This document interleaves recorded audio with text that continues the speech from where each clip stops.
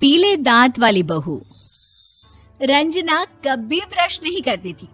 उसे कितनी बार उसके माँ बाप ने डांटा, लेकिन उसका कोई असर उस पर होता ही नहीं था, जिस कारण से उसके दांत पीले पीले हो जाते हैं। शादी के बाद अरे बहू, वैसे तो तुझ में कोई कमी नहीं है, पर तेरे दांत इतने पीले कैसे हैं बेटा? कैसे मतलब? कोई सर्जरी थोड़ी ना कराइए। वो तो क्या नाम, मैं ब्रश नहीं करती थी तो पीले हो गए। अब क्या करूं? आप कहें तो लाल करवा लूं या फिर काले? यार ये क्या है, क्यों माँ से लड़ रही हो? लड़ रही हूँ? अरे मैं लड़ रही हूँ या ये बोल रही है कि दांत पीले हैं, पीले। अरे तपस्या थोड़ी ना की है इन्हें पीले करने के लिए। बकायदा ब्रश नहीं किया है 20 साल तक, तब जाकर। छी, कैसी बात कर रही हो? ये उस वक्त तो पीले नहीं थे जब हम लोग तुम्हें देखने आए थे। अरे तब साफ करवा लिया होगा डेंटिस्ट के पास जाकर। अब देखो कैसे पीले पीले लग रहे हैं। रंजना सास की तरफ गुस्से से देखती है। फिर शुरू हो गई पीले पीले पीले। अरे पीले तो तब भी थे जब मेरे हाथ का रसगुल्ला उड़ा उड़ा कर खा रही थी और बोल रही थी, लड़की नहीं गुणों का खजाना दे रहे भाई साहब आप। खैर, अब वो लोग करते भी तो क्या करते, पीले दांत वाली बहू पल्ले पड़ी थी तो झेलना तो था ही। एक दिन कीर्तन में रंजना गाना गा रही थी। अरे कमला बहन, माँ का द्वार है, यहाँ तो सब शुद्ध होकर आते हैं, फिर अपनी बहू को ब्रश भी नहीं करवाती तुम। दूर से पीले पीले दांत भक्ति में बाधा उत्पन्न कर रहे हैं। अरे कोई 2 साल की बच्ची थोड़ी ना लेकर आई हूँ मैं बहू बनाकर। अच्छी खासी लड़की है, अरे कैसे करवाऊं ब्रश? ये तो उसे खुद करना चाहिए ना। अब माँ बाप तो इसके जैसे तैसे निपटा दिए, ये नहीं सोचा कि सास कैसे संभालेगी। सास बहू को लेकर घर आ जाती है, लेकिन सोच लेती है कि अब इसे लेकर कहीं नहीं जाएगी। अगले रोज बहू कहती है, अरे क्या हो गया, मंदिर नहीं जाना क्या? कीर्तन का वक्त हो रहा है। मेरी मधुर वाणी से कान्हा जी जागते हैं और सोते हैं। आप तो जानती है ना उनकी भक्ति में कितना मन लगता है मेरा। वो क्या है ना, तबीयत ठीक नहीं लग रही है मेरी, आराम करूंगी मैं। तबीयत ठीक नहीं लग रही? अभी तो मिथुन के गाने पर नाच रही थी आप, और अब बोल रही है कि तबीयत ठीक नहीं लग रही।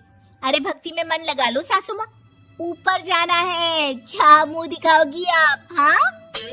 सास को बहू की बात पर गुस्सा आ जाता है। मैं क्या मुंह दिखाऊंगी, इसकी चिंता तो ना कर, समझी?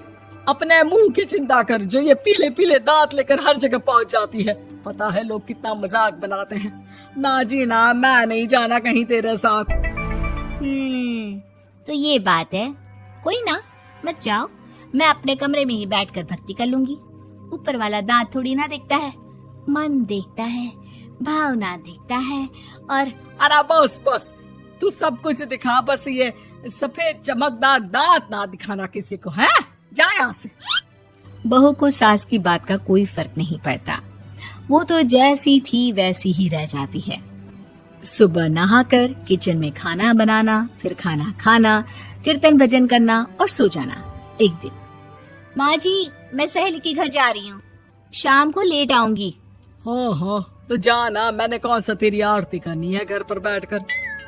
रंजना सहेली के घर जाती है, जहाँ वो पार्टी में जाने की तैयारी कर रही होती है। अरे शिखा, कहाँ जाने की तैयारी कर रही है? मैं गलत वक्त पर आ गई क्या? अरे नहीं यार, उल्टा सही वक्त पर आ गया। मैंने ये साड़ी और ज्वेलरी निकाली है यार, शाम को इनके ऑफिस की एक पार्टी में जाना है। बताना कैसा लग रहा है ये सब? नहीं यार, इस ड्रेस के साथ तो वो वाली ज्वेलरी अच्छी लगेगी। हाँ हाँ सही बोल रही है, मैंने ध्यान ही नहीं दिया। वैसे तो हमेशा से मस्त फैशन सेंस रखती है। तो बड़ा जाती होगी ना पति के साथ पार्टी में। रंजना कुछ नहीं बोलती, बस सोचती है कि यार काश ये बात सही हो जाती, पर मैं क्यों नहीं जाती पार्टी में? क्या इन लोगों की कोई पार्टी होती नहीं होगी? रंजना घर आती है और रात में पति से सवाल करती है, एक बात बताइए, आप मुझे किसी पार्टी में क्यों नहीं ले जाते? क्या आपकी यहाँ ऑफिस में पार्टी नहीं होती? पति बेचारा क्या कहता कि दांत पीले हैं तुम्हारे इसलिए। अरे कोई पार्टी होती नहीं हम लोगों के ऑफिस में, तो कहाँ से लेकर जाऊं? और मार्केट, मॉल, कहीं वीकेंड घूमना, कहीं तो। अरे यार, सारे हफ्ते में एक छुट्टी मिलती है, तो सोचता हूँ कि आराम ही कर लूं। क्यों? रंजना मन मार के रह जाती है। पहले कभी सास के साथ मंदिर जाया करती थी, लेकिन वो भी सास ने ले जाना बंद कर दिया। घर बैठी बैठी रंजना बोर हो जाती है। तभी उसे आइडिया आता है और वो मायके जाने का सोचती है। सासू माँ, 2 दिनों के लिए मम्मी के घर जा रही हूँ। अच्छा अच्छा ठीक है, आराम से जा। और हाँ, माँ से कुछ अच्छी आदत सीख कर आना कि कैसे शरीर के हर भाग की तरह दांतों की सफाई भी जरूरी होती है, समझी? शुरू हो गई ना आप। वो लोग आपकी तरह नहीं है कि छोटी छोटी बात का बतंगड़ बना दे। उन लोगों के लिए मैं मायने रखती हूँ, ना कि मेरे पीले पीले दांत। रंजना माँ को बिना बताए उन लोगों को सरप्राइज देती है, लेकिन जैसे ही वो दरवाजे पर पहुंचती है, अंदर देखती है कि घर वाले कहीं जा रहे होते हैं। अब माँ, काश रंजना दीदी के दांतों वाली प्रॉब्लम नहीं होती, तो वो भी हम लोगों के साथ चलती ना बुआ जी की बेटी की शादी में। हाँ बेटा, लेकिन अब उसे कौन समझाए कि उसको उसके पीले दांत नहीं दिखते, लेकिन उसके आसपास के लोगों को कितना एम्बैरेसिंग फील कराते हैं।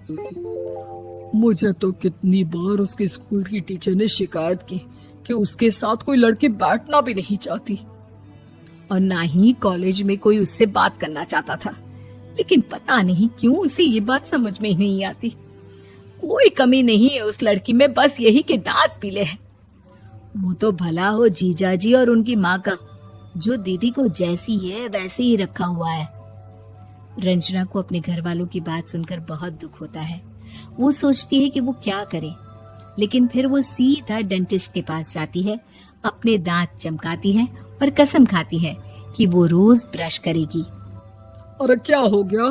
तुम तो 2 दिनों के लिए गई थी ना, पर कोई ना, अच्छा है, चलो आ गई तो। रंजना सास के सामने आकर खड़ी हो जाती है और पूरी स्माइल करती है, उसके चमकदार दांतों को दिखाती हुई। हैं? चले मंदिर।